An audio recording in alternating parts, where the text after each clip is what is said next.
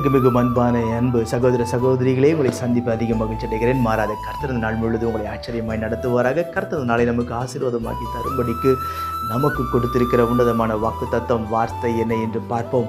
அது கலாத்தியர் 3:29 நீங்கள் கிறிஸ்துவினுடையவர்களானால் வாக்கு தத்தத்தின்படியே சுதந்திரராயும் இருக்கிறீர்கள். நீங்கள் கிறிஸ்துவை உடையவர்களாய் இருப்பீர்களானால் வாக்கு தத்தத்தின்படி சுதந்திரராய் இருக்கிறீர்கள் என்று சொல்லி கர்த்தருடைய வார்த்தை தெளிவாய் சொல்லுகிறது.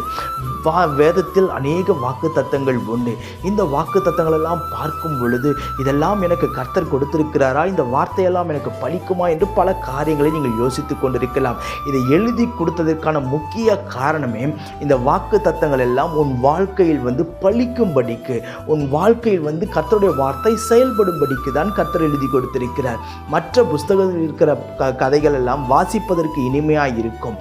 ஆனால் கர்த்தருடைய வேதம் ஜீவன் உள்ள ஒரு வேதம். கர்த்தருடைய வார்த்தையில் ஜீவன் இருக்கிறது என்பதில் எந்த ஒரு சந்தேகமும் இல்லை. இதை கேட்டுக்கொண்டிருக்கிற நீங்கள் சுதந்திரராய் இருக்கிறீர்கள். ஆனால் சுதந்திரம் என்கிறதை மறந்துவிட்டு இன்னும் சிலர் என்ன தெரியுமா யோசிக்கிறாங்க, நாங்கள் அடிமைகளாகவே இருக்கிறோம், அடிமை அடிமை அடிமை என்று சொல்லி திரிகிறோம். அதல்ல, நீங்கள் கிறிஸ்துவனுடையவர்களானபடியினால் நீங்கள் வாக்கு தத்தத்தின்படி சுதந்திரராய் இருக்கிறீர்கள். சகல ஆசீர்வாதத்திற்கும் நீங்கள் சுதந்திரவாளி.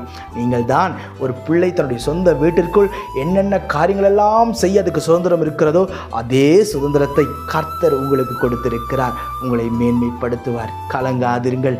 கர்த்தர் உங்களை நிறைவாய் நடத்துவாராக. சமீபத்தில் ஒரு காரியம் நடந்தது. அதை அதிகமாக யோசிக்கவும் வைத்தது. ஒரு நாள் நான் ஒரு 4 நபர்களோடு உட்கார்ந்து பேசிக்கொண்டே இருந்தேன்.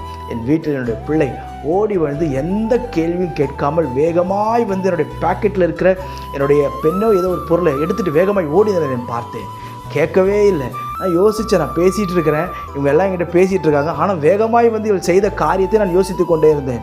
ஒரு காரியம், நீ யாருக்கிட்டையும் பேசு, எப்படியும் பேசு, ஆனால் நீ என்னுடைய அப்பா என்பதை மறந்து விடாதே என்கிற ஒரு உரிமையை அவள் சுதந்திரித்து கொண்டாள். பிரியமானவர்களே, நாசியில் சுவாசம் இருக்கிற மனிதன் என்னிடத்திலேயே ஒரு பிள்ளை அப்படி செய்ய முடியுமே, ஆனால் வானத்தையும் பூமியும் உண்டாக்கின தேவனிடத்தில் சுதந்திரத்தை பெற்றிருக்கிற நாம் என்னென்ன காரியங்களை செய்ய முடியும்? கலங்காதிருங்கள். வாக்கு தத்தங்கள் எல்லாம் உங்களுக்குரியது, நமக்குரியது. அது நிச்சயம் பலிக்கும். இந்த வாக்கு தத்தங்களை நாம் எப்படி விசுவாசிக்க வேண்டும்? அது எப்படி இருக்கிறதாம்? 2 கொரிந்தியர் 1:20 சொல்கிறது, வாக்கு தத்தம் எல்லாம் அவருக்குள் ஆம் என்றும் ஆமேன் என்றும் இருக்கிறது. கிறிஸ்து இயேசுவுக்குள் எல்லா வாக்கு தத்தமும் எப்படி இருக்கிறதாம்? ஆம் என்றும் ஆமேன் என்றும். அன்புக்குரியவர்களே, அது அப்படியே பலிக்கும். வேதத்து வாக்கு தத்தம் வாசிக்கும் போது இது எனக்கு தான், இந்த வார்த்தை எனக்கு தான், கர்த்தர் எனக்கு கொடுத்த வார்த்தை தான், இந்த வார்த்தையை கர்த்தர் எனக்கு கொடுத்திருக்கிறார் என்று சொல்லி நீங்கள் அந்த வாக்கு தத்தங்களை நீங்கள் சுதந்திரித்து கொள்ளும் பொழுது நிச்சயம் சொல்லுகிறேன், அது அப்படியே பலிக்கும். நான் உங்களுக்கு ஜெபிக்கட்டும். பரலோக பிதாவே, இந்த வார்த்தையெல்லாம் கேட்கிற அன்பு சகோதர சகோதரி ஒவ்வொரு கருத்தில் ஒப்பு கொடுத்து நான் ஜெபிக்கிறேன். மேன்மைப்படுத்தி கனப்படுத்தி நிலை நிறுத்துவீராக. ஒன்று கூட தேவ பிரசனம் இறங்கி வரட்டும். தடைகளெல்லாம் நீங்கட்டும் ஆண்டவரே. வாக்கு தத்தம் எல்லாம் பலிக்கட்டும் ஆண்டவரே. தேவ கிருபை ஆண்டவரே ஒவ்வொருவரையும் அலங்கரிக்கட்டும். எல்லா தடைகளையும் நீக்கி போடும். இந்த நாளிலும் கர்த்தரை ஆச்சரியமாய் நடத்துவீராக. தேவ பிரசன்னத்தினால் நிரப்பும்படிக்கு நான் ஜெபிக்கிறேன். ஆண்டவரே, கிருபை சூழ்ந்திருக்கட்டும். இயேசுவின் நாமத்தில் ஜெபிக்கிறேன், எங்கள் ஜீவனுள்ள பிதாவே. ஆமென், ஆமென், ஆமென். God bless you.